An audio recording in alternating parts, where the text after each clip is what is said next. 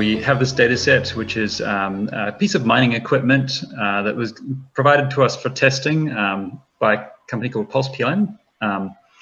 And so this data set comes directly out of the product lifecycle management software. It's just raw data. This is the data on it that's used during the manufacturing process, and there was no changes or optimizations made to this data at all. We simply load it into our engine to visualize it. And as part of the test, we wanted to show that we could get kind of VR frame rates. So here we've got a couple of users. There's me on the right-hand side there, and Pierre-Luc is on the left side. And we're exploring this, this data set in VR and having a conversation. As you can see, lots of hand waving and gesturing. This data set is about a 1 gigabyte source data set. So quite heavy, take quite a long time to load, but we processed it through our software. It comes out as about 20 megabytes in the form of a ZCAD file.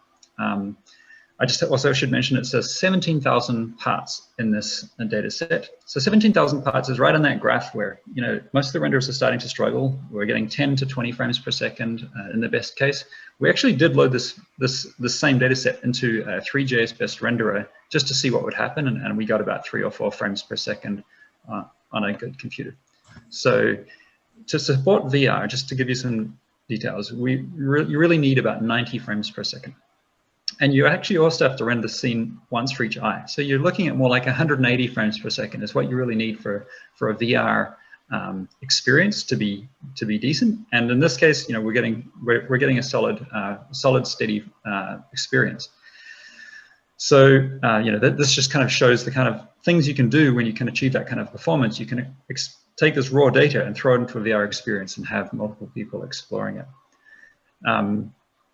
There's a misconception that people have when it comes to rendering that you're mostly constrained by the number of triangles. And it's only true like in some scenarios. When you get to these really big data sets, as soon as you get past 3,000 parts, to be honest, you're starting to be constrained more by the number of parts in the scene than the number of triangles. And so most renderers start struggling because they really were designed around this fairly small number of parts, each part having many triangles. Whereas in these data sets we get from in the CAD world, are mostly many thousands of small parts, each with just a small number of triangles.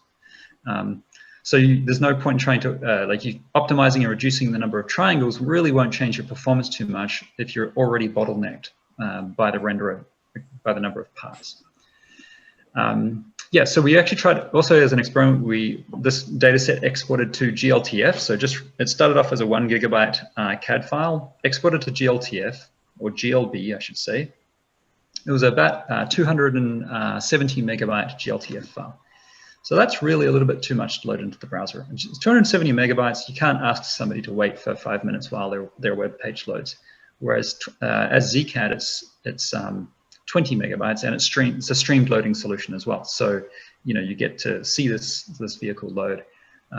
That really makes it much more of a solution that we can use in the web than. So gltf is a great format. It's very powerful. It has a lot of powerful features, but it doesn't really scale well to these massive CAD models, which is why we do have our own custom file format. And what were the challenges, Philip, when implementing these type of like conversion, or what kind of process you went through developing your own file format? Yeah, when we started, the first problem was, how do you load a CAD file? These CAD files, they need C++ SDKs. There are a lot of proprietary formats. So we looked around online and we started investigating which SDKs we could use to open the CAD file format. And then when we first started, we weren't looking at gltf. So we just decided, okay, we needed our own file format.